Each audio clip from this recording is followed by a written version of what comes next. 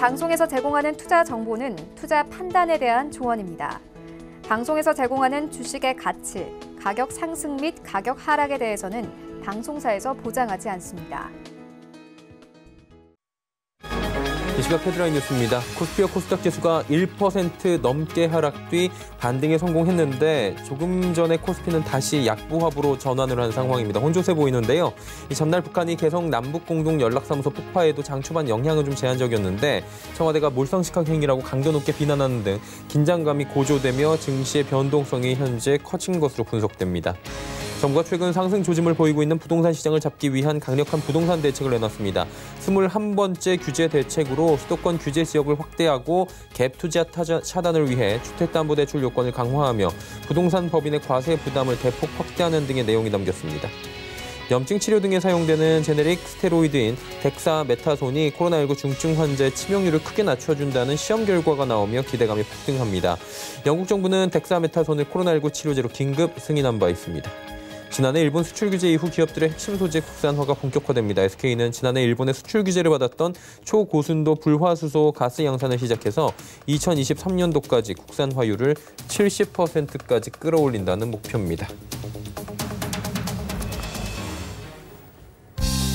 시청자 여러분 안녕하십니까. 오늘장 내일장 출발하도록 하겠습니다. 증시의 변동성이 상당합니다. 장 초반에 갈피를 잡지 못하던 증시가 일단은 미국 시장이나 유럽 쪽을 봤을 때는 올랐어야 되는 상황은 맞습니다. 호재가 좀 많이 있었거든요. 덱사메타손 얘기가 나왔습니다. 5파운드라고 합니다. 우리 돈으로 한 7,000원 정도 된다고 하는데 중증 환자, 특히 이제 굉장히 진행이 많이 된 중증 환자들에게 지금 치료 경과율이 굉장히 좋았다라는 부분이고요. 영국 정부 같은 경우에는 이미 어느 정도 파악을 하고 있어서 수량 확보도 해놨다라고 굉장히 희망 섞인 얘기를 많이 드려놨습니다. 그러다 보니 이 부분이 미국 증시와 글로벌 증시 호재로 작용을 했고요. 여기에 미국 같은 경우에는 지표가 또 굉장히 잘 나왔습니다. 소매 판매 한마디로 지금 소비가 좀 잘 늘어나고 있다. 이 지표 작성 이래, 통계 작성 이래 최대폭까지 증가를 한 겁니다. 하지만 잘 뜯어보면 기저효과가 분명히 있는 겁니다. 워낙에 잘 안 사다가 이제 여러 가지 정부에서 미국도 돈을 주고 있고요. 그러다 보니 판매가 늘어날 수밖에 없는 상황인 건데 어쨌거나 코로나19 이후에 지금 상황이 나빠지는 부분보다는 좋아지는 부분에 대한 반영이 증시에 됐고요. 전일 미국 증시 같은 경우에는 결국에는 급등 마감을 했습니다. 우리 시장도 이 부분이 반영이 돼야 되는데 조금 전에 전해드렸다시피 개성공단 남북연락소가 지금 파괴가 된 상황입니다. 북측에서 일방적으로 지금 파괴를 시킨 상황이고요. 이로 인해서 지금 긴장감이 고조가 됩니다. 증시에서 변동성이 커질 수밖에 없는 상황, 지정학적 리스크가 다시 불거진 겁니다. 생각보다 강하게 작용은 하고 있지 않은데 지금 오락가락하는 모습은 지울 수가 없는 상황이고요. 그렇다면 현 시장에서 봐야 될 부분이 굉장히 많습니다. 파월 의장의 이제 하원 연설도 오늘 밤이면 또 시작이 될 거고요. 여기서 무엇이라고 이야기하는지에 따라서 내일 증시의 향방이 또 갈릴 수 있습니다. 또 지정학적 리스크는 어떤 방향성으로 바라봐야 하는지 하나하나 점검하도록 하죠. 코스피입니다. 2141. 지금 빨간불, 파란불을 계속해서 번갈아 가면서 움직이고 있는 상황이고요. 크게 올라가고 크게 내려가는 모습은 아직은 없습니다. 오늘 장초에 많이 빠졌다 올라왔는데 하루간의 흐름을 잠깐 보도록 하겠습니다. 자, 보시면은 2148에서 쭉 빠지면서 2107까지 밀립니다. 그리고 다시금 올라옵니다. V자 모양이 나오긴 했습니다. 그리고 이로 인해서 종목별로도 움직임이 굉장히 가파르게 오늘 나왔는데요. 흐름을 좀 보셨고요. 이제 수급을 좀 보도록 하겠습니다. 자, 수급 보시면 개인만 삽니다. 기관, 외국인의 매도가 나오고 있고요. 자, 다음 보도록 하겠습니다. 자, 보시면 삼성전자로 사실 오늘 지수가 움직인다라고 보셔도 과언이 아닙니다. 이게 시총이 크다 보니까 삼성전자를 사느냐, 파느냐에 따라서 지수가 같이 움직입니다. 삼성전자 상승하면 지수 올라가고요. 삼성전자 하락하면 내려갑니다. 당연한 얘기겠지만 삼성전자로 지수를 외국인과 기관이 좀 움직이는 모습도 확실히 보여지거든요. 지금 상황은. SK하이닉스, 삼성전자가 지금 상승 흐름 가져가고 있고요. 네이버 오늘 상승폭 괜찮습니다. 셀트리온, 삼성바이오로직스 쉬어가는 가운데 다음 보도록 하죠. 예, LG화학, 삼성SDI 상승 전환 성공했고요. 카카오 올라갑니다. 그리고 삼성물산, 삼성바이오로직스의 23조 원에 달하는 지금 지분가치 재평가, 그리고 최근에 건설 사업을 다시 하면서 수주량이 굉장히 많습니다. 레미안 브랜드가 워낙에 강하죠. 그러다 보니까 반포 쪽이나 이런 쪽에서 얘기가 많이 나오고 있는데 주가 괜찮았습니다. 지금 잠시 숨고르기 하는 모습이고요. 다음 보겠습니다. SK 올라갑니다. 그리고 현대차, LG생건, NC소프트, 현대모비스 빠지는데 현대차가 SK에 지금 시총이 밀리는 상황이 드디어 발생을 합니다. 현대차 같은 경우에는 지속적으로 지금 하락을 하면서 상승장에서도 올라가지 못하고요. 지금 10만 원 회복이 잘 안 되고 있는 상황입니다. 다음 보죠. 735 지금 코스피, 코스닥이 모두 빨간불, 파란불 왔다 갔다 하면서 보합권 수준에서 계속 공방을 벌이고 있는데 하루간의 흐름 코스피표 잠깐 보시면 비슷합니다. 쭉 한번 내려왔다가 다시 V자 모양으로 올라가는 모습이고요. 수급 보도록 하죠. 개인만 삽니다. 기관 외국인 팔고요. 이번 주 수급 보시면 일단 지수가 밀리거나 하면 개인들이 어김없이 사고요. 기관 외국인은 팝니다. 이런 수급들이 계속해서 반복이 되는 모습이고요. 다음 보시죠. 셀트리온 헬스케어와 제약은 빠집니다. 그리고 HLB, 알테오젠 올라가는 가운데 시젠이 조정을 좀 크게 받는 모습들이 나오고 있고요. 자, 다음 보도록 하겠습니다. 에코프로비엠이 무려 11%가 올라가는데 지금 하락에서 상승으로 전환을 하는 과정에서 5G와 오늘은 2차 전지 관련주들의 급등이 크게 나오고 있는 상황입니다. 에코프로비엠이 무려 11%가 올라가고 있고요. 펄어비스 보합인 가운데 CJENM 상승하고요. 오늘 스튜디오 드래곤의 상승폭이 좋습니다. 그리고 KMW 올라가는데 5G 관련해서는 그러니까 전일 블룸버그를 통해서 좀 보도가 된 상황인데 미국이 트럼프 행정부가 인프라 투자를 굉장히 강화하겠다라고 1,200조 원입니다. 거기에는 5G 관련 통신 시설에 대해서도 인프라 투자를 강화하겠다라는 얘기가 나오면서 5G 관련주들이 어제 상승 급등했고요. 오늘도 이 거래일 연속으로 일제히 상승 흐름 가져갑니다. 다음 보도록 하죠. 제넥신이 조정을 받는 가운데 SK모트리얼즈가 큰 폭의 상승이 나옵니다. 슈젤, 헬릭스미스, 리노공업 모두 다 상승 흐름 가져가네요. 다음 볼까요? 환율이 올라갑니다. 환율이 다시금 어제 내린 만큼 올라가고 있는 상황이네요. 종목 상담 활짝 열려 있습니다. 100원의 정보 이용료 부과되는 샵 0082번을 통해서 보내주시면 2시 50분부터 저희 종목 상담 이어가도록 하겠습니다. 금일 본 방송에서 제공해드리는 정보는 투자 판단에 대한 조언일 뿐입니다. 해당 주식의 가치와 수익률 보장해드리지 않는다는 점 참고해 주시길 바랍니다. 자, 이 시각 특징주 바로 짚어드리도록 하겠습니다. 정보경 캐스터입니다. 네, 전날에 반등이 무색해지는 수요일 장입니다. 북한발 리스크의 심리적 부담감이 커지면서 오늘 양시장 하락세로 출발했는데요. 등락을 반복하다가 현재는 코스피만 소폭 오르고 있습니다.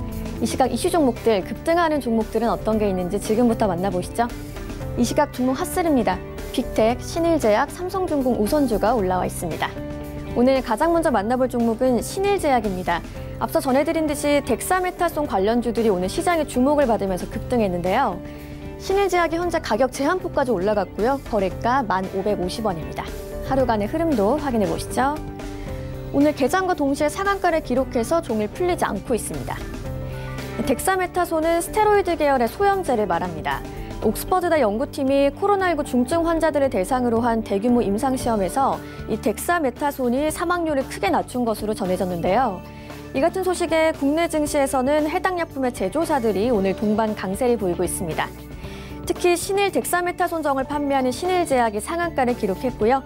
대원제약, 경동제약도 급등하는 모습입니다. 다음 종목 만나보시죠. 오늘의 두 번째 종목 빅텍입니다. 남북 간의 긴장감이 고조되면서 방산주들이 강세를 보이고 있는데요. 현재 빅텍 29% 가격 제한폭까지 꽉 찬 상승 보여주고 있고요. 8,950원에 거래되고 있습니다. 하루간의 흐름도 확인해 보시죠. 오늘 종일 급등 흐름을 이어가다가 가격 제한폭까지 올라가는 모습입니다. 북한이 지난 9일 남북 연락 채널을 차단한 데 이어서 전날 개성 남북 공동연락사무소를 폭파하면서 남북 간의 긴장감이 높아지고 있습니다. 이에 빅텍을 비롯해서 스페코, 하나에어로스페이스, 퍼스텍 등 방산주들이 강세를 보이고 있는데요.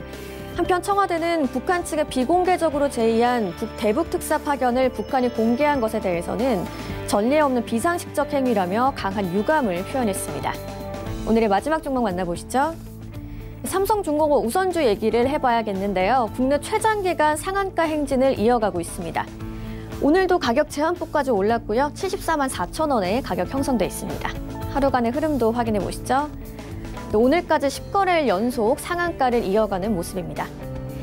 삼성중공업 우선주는 지난 2일 5만 원대였던 주가가 74만 원대까지 오르면서 무려 13배가 넘게 급등했습니다.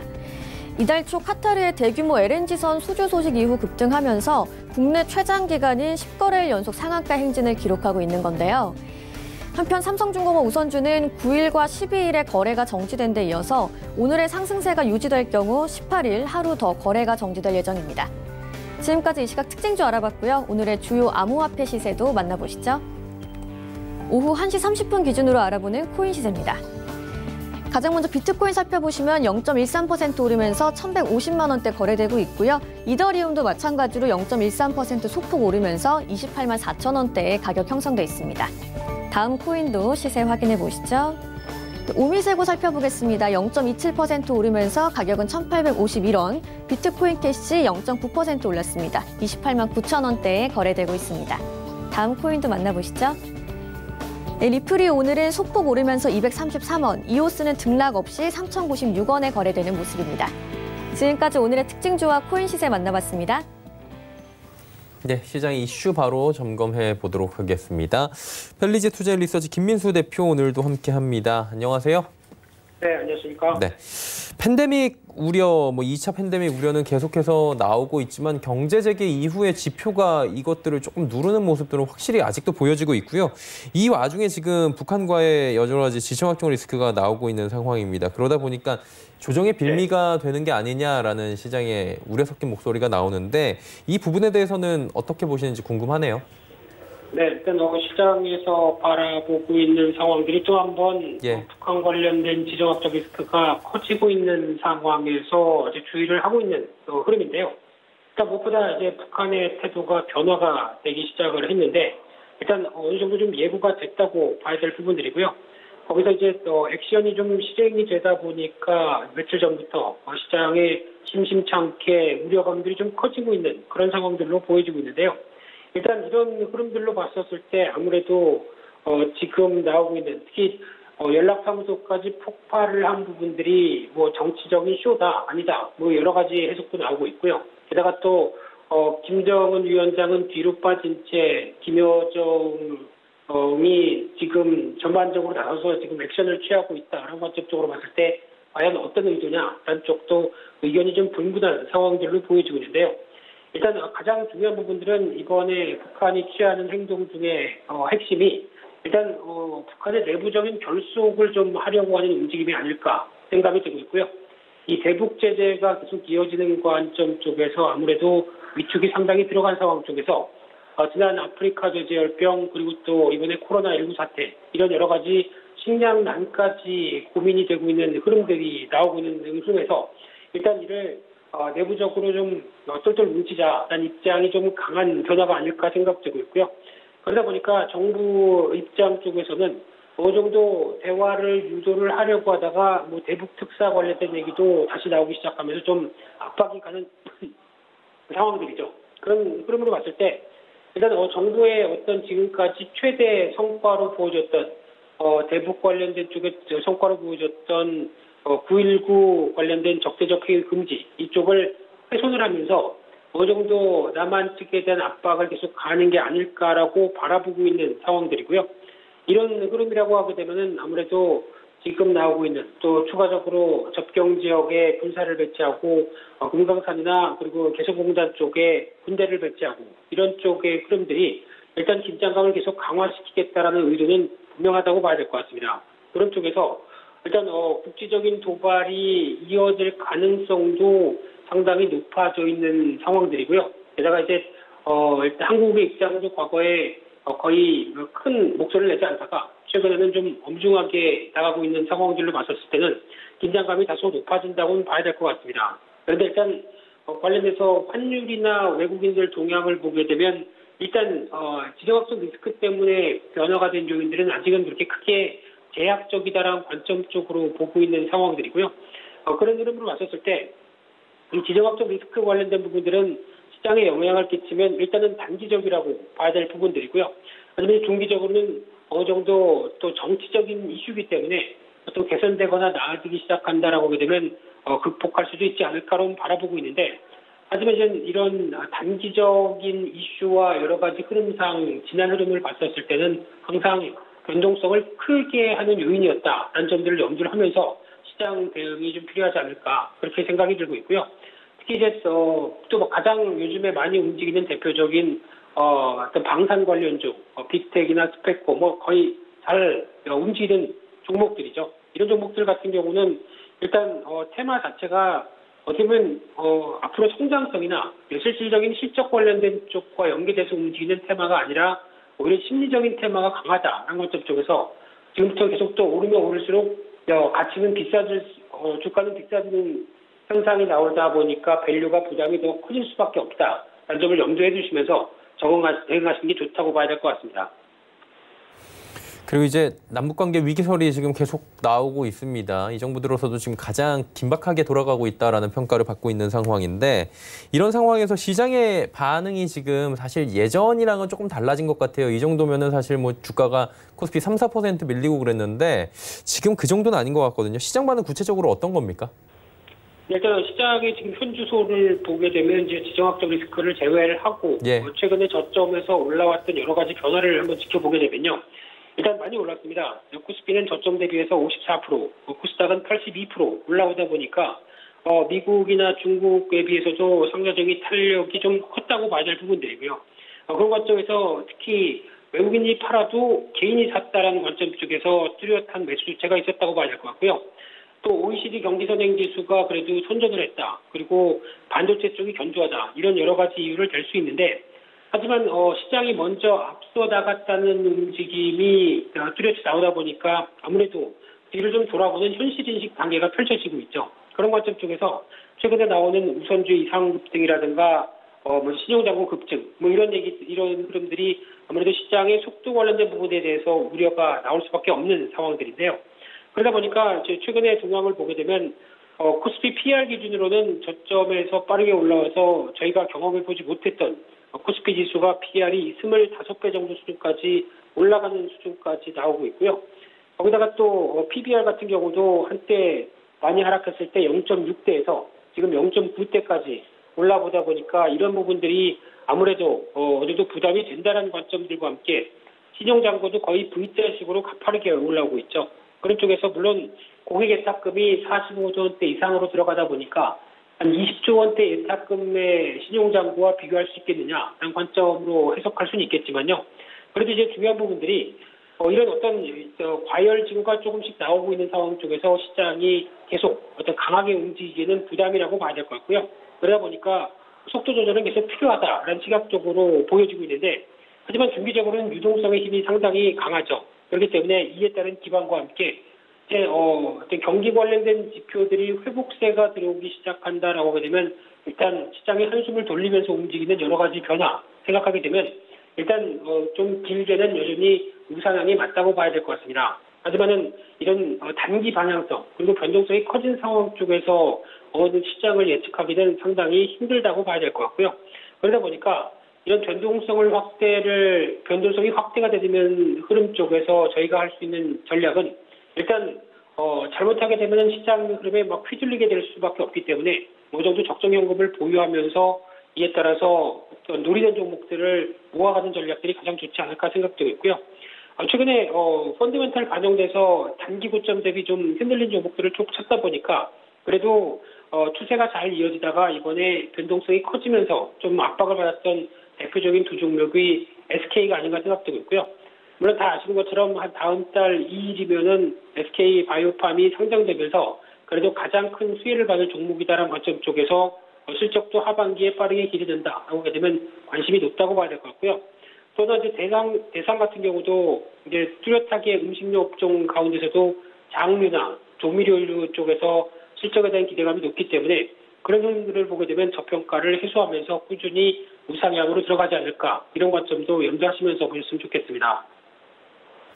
예, 오늘 시장에 대한 이야기 자세히 들어봤고요. 말씀 여기까지 듣도록 하겠습니다. 고맙습니다.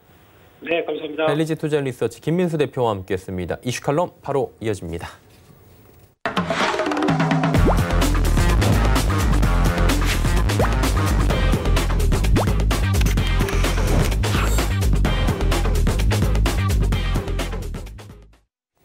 이슈 칼럼 시간입니다. 오늘은 에스프린 김형진 대표 이야기 나눠보도록 하겠습니다. 어서 오세요. 네, 안녕하십니까. 예, 대표님, 이제 이번 주에는 우리가 파월 의장의 연설에 코멘트에 조금 집중을 해야 될 시기다라고 이야기를 지난주부터 해왔잖아요. 파월 의장은 지속적으로 좀 시장에 대해서는 코멘트를 좋게 하는 것 같지는 않아요. 시그널을 좀 FRB 시그널을 이제 좀 봐야 될 것 같은데 어떤 부분을 좀 봐야 될까요? 네, 이렇게 좋은 것을 한꺼번에 쏟아내고 있지 않고 이렇게 하나씩 던져주는 듯한 그런 모습을 보이고 있습니다. 6월에 FOMC 회의는 지난주였는데 그때도 22년까지 제로금리하고 채권 시장에 대해서 지속 매입한다 이런 얘기를 했는데 그것은 이미 다 시장에서 예상을 했었던 것이고 좀 기대를 했었던 수익률 곡선 관리 쪽은 추가적으로 좀 우리가 부가적으로 기대했었던 것인데 그리고 또 중장기적으로 호재를 볼 수 있었는데 검토 단계 수준으로 인식되면서 실망으로 좀 이어졌었죠. 그리고 어제는 파월 의장 회사채 매입 쪽에 호재를 꺼내 들었는데 시장 반응 이렇게 보고 있다가 하나씩 꺼내주는 그런 FRB의 행보다 이렇게 생각이 됩니다. 그래서 단기 정책을 보여주고 그다음에 중기 정책에 비슷한 것들 하나씩 던져주고 하면서 타이밍의 문제일 뿐이지 FRB 입장은 이제는 급할 게 없다. 대책은 무궁무진하다 하는 과거 발언들이 생각나게끔 하는 그런 모습이다 이렇게 생각이 됩니다. 그리고 중요한 건 그러한 와중에서 경제 지표의 호전이 이제는 가시화되기 시작했습니다. 시장이 FRB에 대해서 그동안에는 돈을 쓴다 해가지고 그것이 가능하겠는가 이렇게 신뢰에 대해서 의문점을 좀 제시하고 했었는데 이제부터는 신뢰를 지속할 수밖에 없는 그런 상황이 나타나고 있다 이렇게 생각이 됩니다. 어제 소비 지표가 긍정적으로 나온 것은 다들 이제 인식을 하시고 이제 다들 매스컴 쪽에서도 다들 알려졌기 때문에 대부분 투자자분들이 아시겠는데 예전에 이 개인 소비 지출 지표에서는 곧 반전이 나올 수 있을 것이다 이렇게 말씀을 드렸기 때문에 이쪽에 대해서 부가적인 설명을 말씀을 드리는 것보다 오늘은 어제 소비 지표에 가려버린 산업 생산 지표에 대해서 좀 말씀을 드려야 되지 않을까 이렇게 생각이 됩니다. 그래서 표를 하나 준비해서 미국 산업 생산 지표를 보면은 FRB 쪽에서 제공한 그 그래프인데요. 아래쪽에서 지금 흘러내리고 있는 그런 그래프하고 올라서고 있는 그래프 두 개씩 이렇게 좀 차별적이죠. 그래서 푸른색의 선, 내려오고 있는 푸른색 선이 유틸리티고요. 그리고 또 내려오고 있는 보라색이 광업 중심의 에너지 부분인데 계속 내려오면서 부진하게 나타나고 있죠. 그리고 붉은색의 제조업하고 청색의 전체 지수가 올라오고 있는 그런 모습입니다. 빠르게 가라앉았었던 그 붉은색의 제조업 지표가 반등을 가장 빠르게 하고 있다는 것이죠. 그래서 어제 전체적인 지표는 예상보다 좀 안 좋았다 이렇게 좀 실망스러운 그런 모습이었지만 제가 봤을 때는 제조업 쪽에서 저렇게 먼저 빠르게 치고 나가고 있다라는 점 그리고 나머지 부진했던 산업 쪽이 아직도 헤매고 있다라는 점을 감안한다면 다음 달부터는 오히려 더 긍정적으로 변하지 않을까. 그래서 5월에 지표가 이제 좀 좋게 나오기 시작했었던 게 고용 지표부터 시작을 했는데 이제 반전이 다른 지표 쪽에서도 계속 나타나기 시작했다라는 것이죠. 그것에 주목하자는 것입니다. 그래서 지표가 어느 정도 좋아지느냐 이것에 대해서 시장이 좀 실망을 할 수는 있어도 방향이 바뀌고 있다라는 점을 우리가 놓치면 안 된다는 것이죠. 그래서 이제부터 경제 지표의 반등이 시작이 됐고 이제 6월 넘어서 보통 본격적인 지표들은 월말 월초에 나오지 않습니까? 6월 말 7월 초 들어서면서부터는 지표들의 본격 회복되는 모습 우리가 한번 좀 기대해 볼 필요가 있겠다 이렇게 말씀을 드리겠습니다.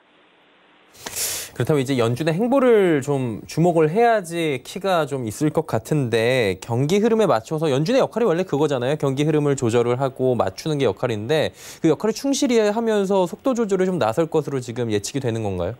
네, 그렇습니다. 그런데 우리는 이제 그러한 유동성이 이머징 마켓 쪽으로 좀 확산이 되고 그러면 우리도 좀 수혜를 입지 않을까 이렇게 생각은 기대를 하고 있는 것이죠. 그런데 오늘 보시면 아실 수도 있겠지만 미국 시장이 좋았다 해서 미국 시장에서 유동성이 넘어와서 우리 쪽에 주식을 사주고 하는 그런 모습이 나타나고 있지는 않죠. 그래서 연준의 행보가 미국을 위한 미국의 정책으로 한정될 가능성이 크다라는 점을 우리가 좀 생각을 해봐야 될 것 같습니다. 그러니까 더 확 좋아지기 전까지는 속도 조절하는 정도를 좀 이해할 필요가 있어 보이고 특히나 지난 FOMC 회의 때 그 중심에 있었던 그 채권 발행 일정을 놓고 봤을 때 이 30년물 국채 발행을 하면서 좀 두드러졌던 점이 미 국채 응찰률이 좀 많이 떨어지고 있다라는 그런 모습입니다. 그래서 미국 국채 응찰률 추이를 한번 제가 그래프로 이렇게 뽑아서 가져왔는데요.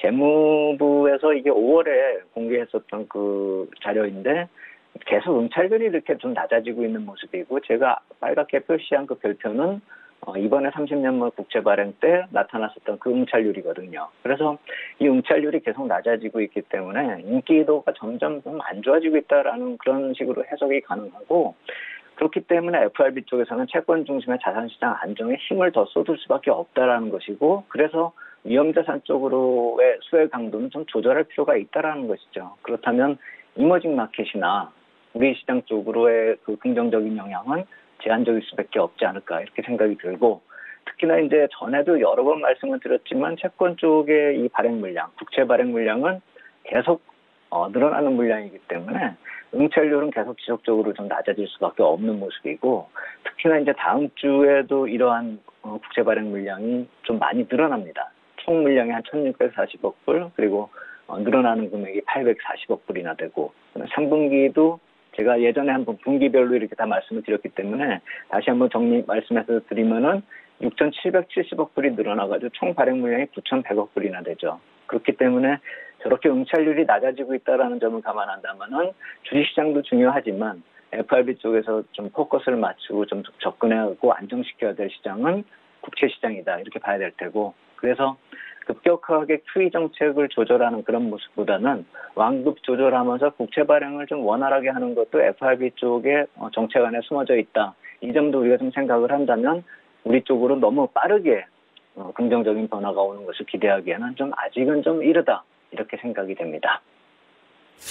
지금 위험 자산에 대한 선호 현상이 다시금 부각이 되고 있는 시점으로 가고 있는데 이 부분에 대해서도 이제 완급 조절이 필요한 건 사실이잖아요. 어느 시점이나 이거를 좀 이제 속도 조절을 해 나갈 것으로 그렇게 저희가 이해를 해도 되나요? 네, 그렇습니다. 그래서 이 표를 또 한번 보시면 어느 정도 이해가 가실 게 이머징 마켓 채권 지수 쪽을 제가 표로 계속 이렇게 다른 지표들하고 이렇게 비교를 해가지고 말씀을 드리는데 왜냐하면은 이머징 마켓 자산이 어느 정도 지금 메리트가 있는가를 좀 비교해서 말씀을 드리기 위해서 그렇습니다. 이번에는 하이힐드 채권하고 좀 비교를 하려고 가져왔습니다.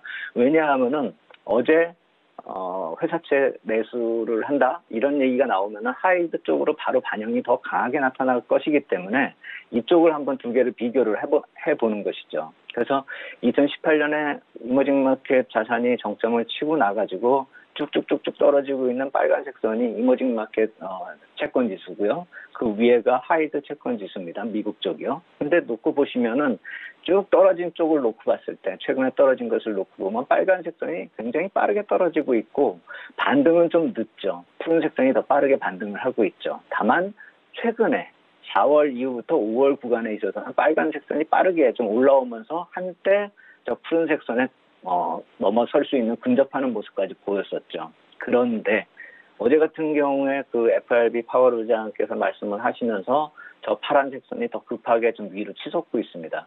결국 이머징 마켓 채권보다는 미국의 하이힐드 채권 지수가 더 수혜를 잇고 있다. 이렇게 볼 수가 있는 것이죠. 그래서 2019년 그 글로벌 유동성 흐름 이탈한 것이 저 까만 박스권으로 표시한 저 선인데요. 저거를 붉은색 선이 넘어서는 것도 중요하지만 저 푸른색 선 정도는 넘어줘야지 하이힐드 채권보다는 좀 나아져야지 글로벌 유동성이 또 이머징 마켓 자산 쪽으로 들어올 수 있다는 점을 감안을 한다면 지금 너무 빠른 이머징 마켓 쪽으로의 자산 유입, 글로벌 유동성의 유입이 가능할 것이다. 이렇게 생각하는 것은 아직 시기상조다. 아까 드린 말씀하고 비슷한 말씀을 이 표로서 말씀을 드렸다. 이렇게 말씀을 드리겠습니다. 자, 이제 오늘 어느 정도 이제 지표와 자료를 토대해서 얘기를 들으니까 정리가 쭉 되는데요. 이제 전략적으로 좀 해석을 해보면 좋을 것 같아요. 투자자 입장에서는 이런 부분을 좀 토대로 해서 전략 세우면 좋을 것 같은데요. 예, 그래서 지난주 FRB의 FOMC 회의하고 그리고 어제 파월 의장의 이 코멘트들을 감안을 해서 좀 연결해서 해석을 하면은 연준이 달러 약세를 어느 정도 허용할 것인가 그리고 이 장단기 금리 스프레드가 강세로 돌아서고 있는 점. 그러니까 경기가 좋아지니까 장단기 금리가 올라가고 있는데 장기 금리가 더 빠르게 올라가고 있는 그런 스프레드 강세에 대해서 어느 정도로 허용할 것인가를 좀 이번 FOMC 회의에서 좀 지켜보자 이렇게 말씀을 드렸는데 지금 결과적으로 놓고 보면은 시장의 흐름을 놓고 봤을 때 어느 정도까지는 용인을 해도 일정 수준 넘어서는 것까지 그러니까 미국의 채권 시장 좋아지는 건 기본이고요. 미국 시장의 주식 시장 좋아지는 것까지는 관리를 하겠지만 유동성이 그걸 넘어서서 글로벌 유동성이 바깥쪽으로 넘어가서 미국 바깥으로 넘어가서 전체적인 글로벌 해외 유동성까지도 좀 좋아지는 그런 모습까지로 허용하지는 않을 것이다. 그렇게 예상을 할 수가 있는 그런 수준이었다라는 점을 생각을 해보고 그래서 글로벌 유동성 쪽이 개선이 되는 그런 모습이 나타나도 이머징 마켓 시장에 대한 긍정적 효과는 그렇게 우리가 기대할 만큼 크지가 않고 미미할 것이다.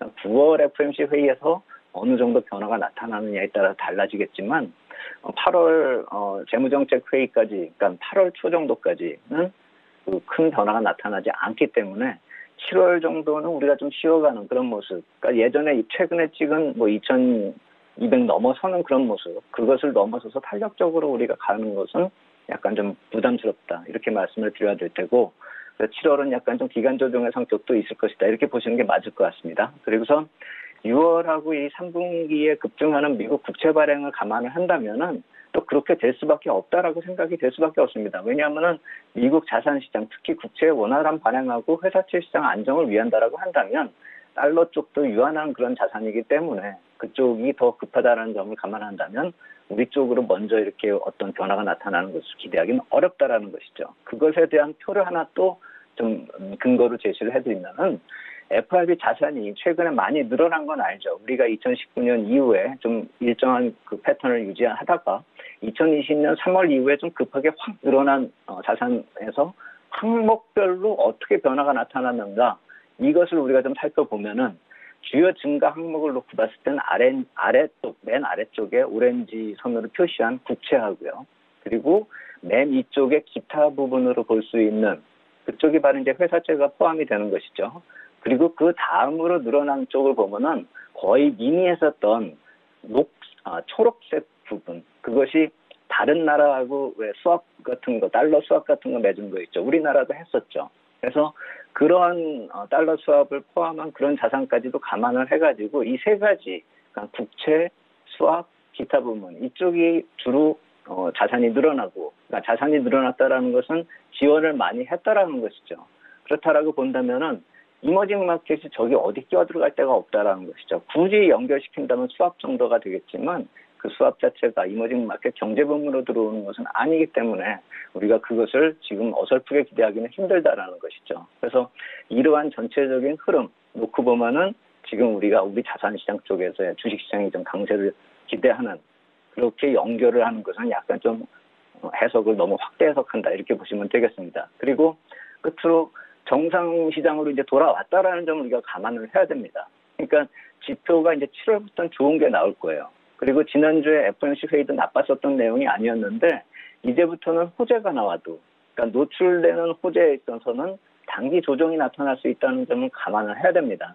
다만 그 단기 조정은 중장기적으로 놓고 봤을 때는 항상 드리는 말씀이지만 그것이 기회가 될 것이고 조정폭이 크지가 않을 것이라는 것이죠.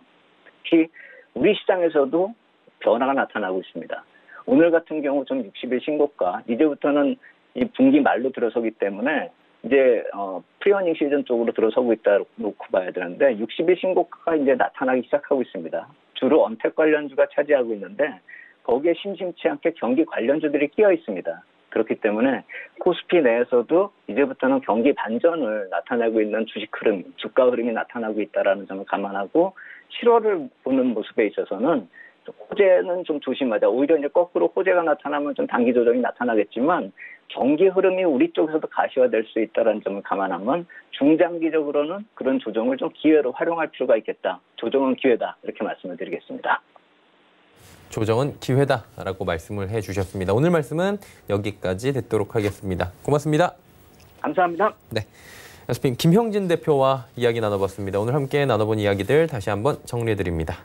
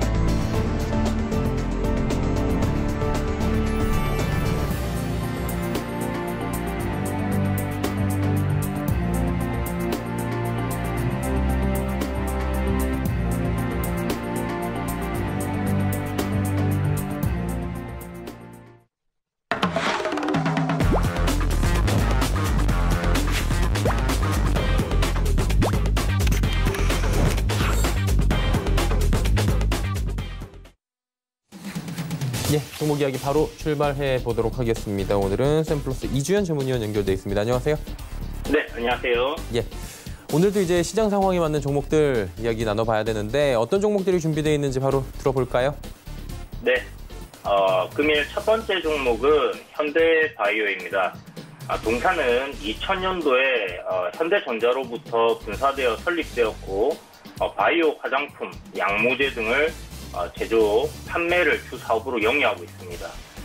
취정암 치료제 신약, 그리고 저만제 계량 신약 등을 개발 중인 바이오 회사로 잘 알려져 있는데요.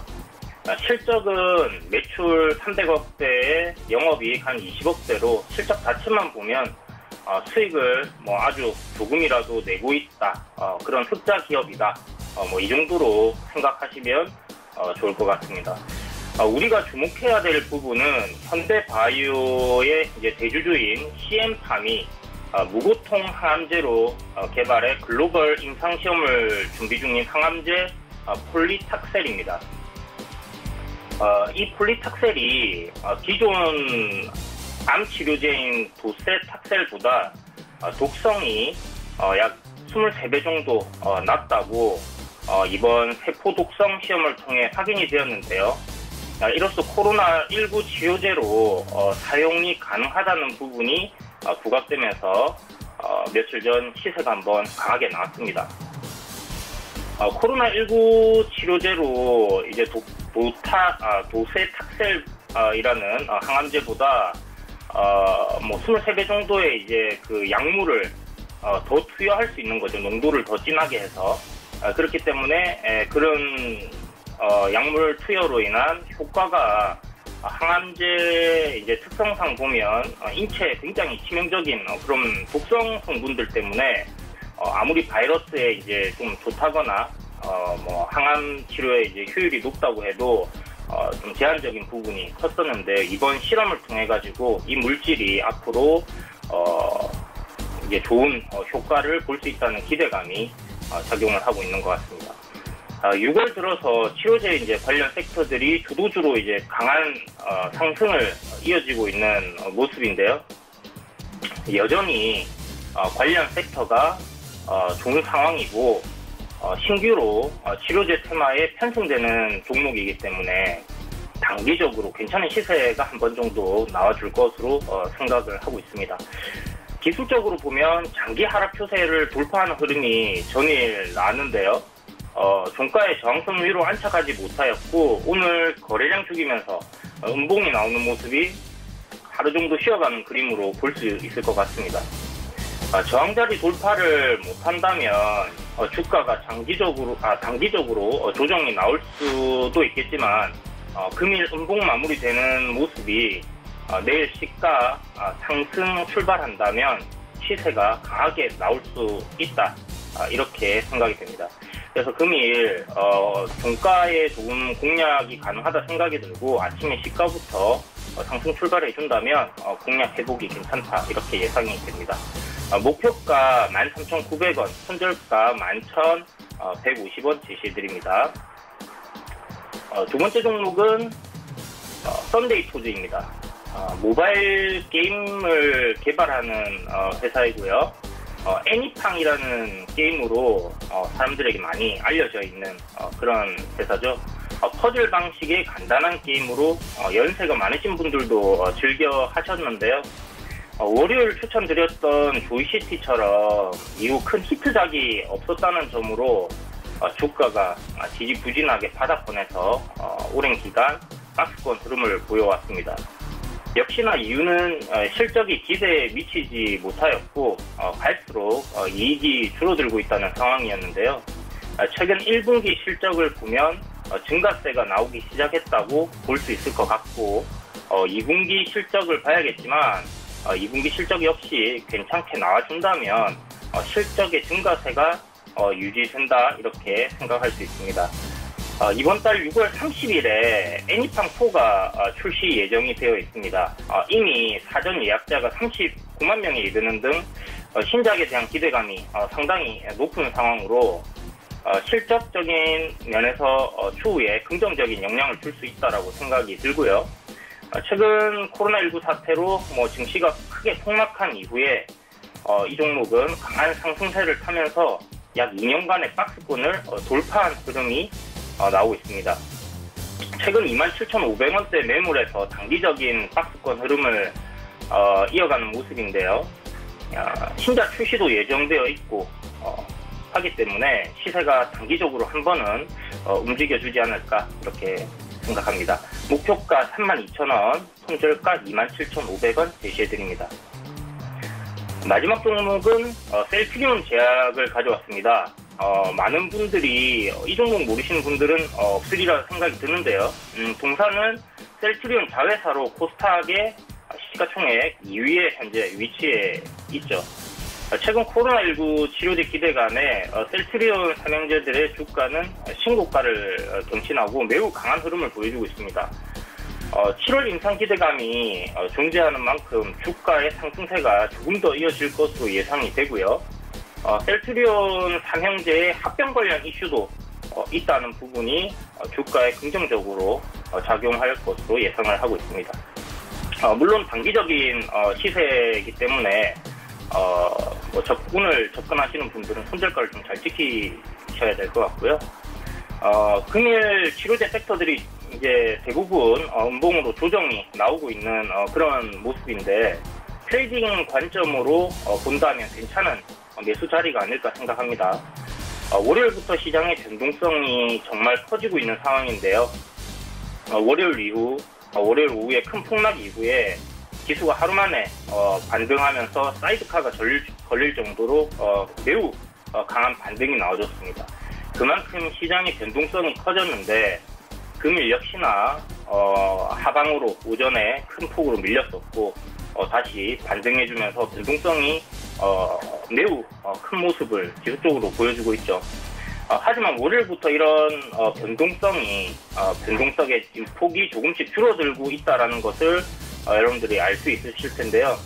위로 방향을 잡아줄지 아래로 방향을 잡아줄지 정확히 예측을 하기는 어렵겠지만 조만간 그런 방향성이 나올 것이다 라는 부분에는 생각이 변함이 없습니다. 그래서 그런 상황에서는 아무래도 강한 지수 관련주들이 어느 정도 조금은 더 상승세가 나올 가능성이 높다고 생각이 되기 때문에 셀트리온 제약 단기적으로 접근하시면 목표가 15만원, 손절가 12만 9천원 제시해드립니다. 예, 셀트리온 제약까지 이야기 나눠봤습니다. YBM넷 단기 접근 지난 시간에 해봤는데 결과 어땠습니까? 네, 현재 YBM넷 2% 약간 안 되게 상승 중인데요. 월요일 추천드린 종목들 중에 단기 접근 종목이라고 드린 종목만 시세가 아주 작게 나와가지고 상당히 아쉽습니다. 지난 방송에서 이제 이야기 드렸던 코로나19 2차 파동에 대한 학생들의 등교가 힘들어질 것이라는 생각에는 여전히 변함이 없습니다. 지속적으로 확진자 수가 늘어나고 있는 그런 상황에서 이런 매수 관점은 여전히 유효하다고 생각이 되고요. 오늘 추가적으로 신규로 매수도 가능하다 이렇게 생각을 하고 있습니다. 다만 요즘 시장의 변동성이 좀 커지고 있는 상황이기 때문에 목표가랑 손절가를 조금 타이트하게 변경하는 게 좋을 것 같습니다. 손절가 7,490원, 1차 목표가는 단기적으로 21선 부근인 9,000원 정도 제시해드립니다. 네, YBM넷 듣고 왔고요.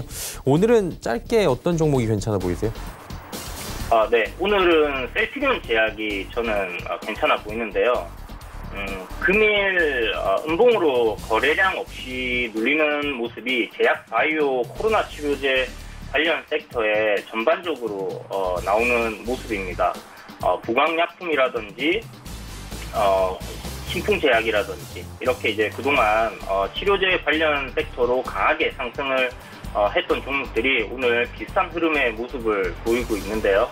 월요일 시장이 이제 급락하고 제가 방송에서 제약 바이오 섹터는 이제 조정 시에 매수 관점으로 이렇게 보셔야 한다고 이야기를 드렸듯이 이제 관련 섹터들은 바로 하루 만에 이제 큰 폭의 반등이 나왔습니다. 그러면 이제 이 반등으로 이제 끝나느냐 하면 저는 그렇지 않다고 생각을 해요. 여전히 코로나 치료제 관련한 기대감은 존재를 하고 있고 관련해서 뉴스라든지 이슈들은 지속적으로 나올 수 있는 상황이기 때문에 코로나 치료제 섹터는 아직 시세가 추가적으로 더 나올 수 있다. 이런 관점으로 접근을 해야 한다고 봅니다. 우상향 정배열에 그동안 가장 강한 모습을 보여왔던 종목들 내에서 셀트리온 제약은 셀트리온이라는 합병 이슈도 함께 엮여 있기 때문에 저는 이 종목이 단기적으로 공략해본다면 좋은 결과가 나오지 않을까 이렇게 예상을 해보고요. 오늘 그 음봉으로 마감할 시에 내일 아침 시가부터 조금 강하게 출발을 해준다면 시세가 매우 강한 흐름이 나올 수 있다 이렇게 예상이 됩니다. 그래서 오늘 종가 정도부터 해서 분할 매수 유효하다 이렇게 생각이 됩니다. 네, 셀트리온 제약까지 이야기 나눠봤습니다. 오늘 말씀은 여기까지 듣도록 하겠습니다. 고맙습니다. 네, 감사합니다. 이지영 전문위원과 이야기 나눠봤습니다. 금일폰 방송에서 제공해드린 정보는 투자 판단에 대한 조언이었습니다. 해당 주식의 가치와 수익률 보장해드리지 않는다는 점 참고해 주시길 바랍니다. 저희가 준비한 소식은 여기까지입니다. 잠시 뒤에는 마감 임박 60분의 승부 바로 이어집니다. 고맙습니다.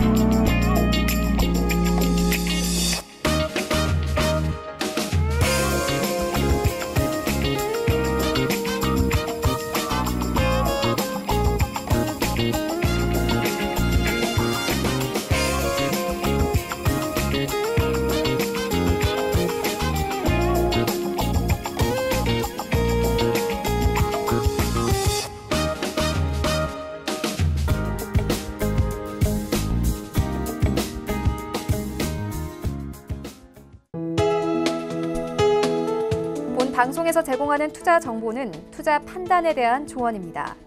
방송에서 제공하는 주식의 가치, 가격 상승 및 가격 하락에 대해서는 방송사에서 보장하지 않습니다.